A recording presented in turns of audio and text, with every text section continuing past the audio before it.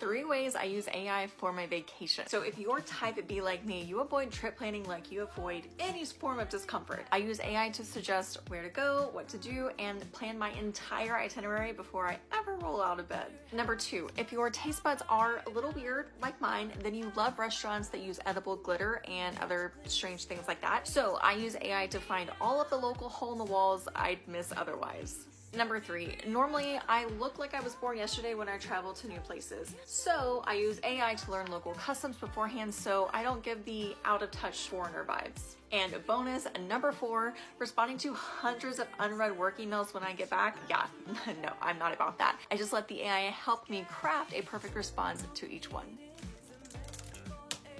Done. So where did I learn how to do all this? There's a ton of useful online courses on Coursera that can teach you how to put AI to work for you. I enrolled in a few, spent a few hours learning the basics, and now I can use AI to make my life feel, well, like a vacation. And you don't even need to know anything about AI to get started.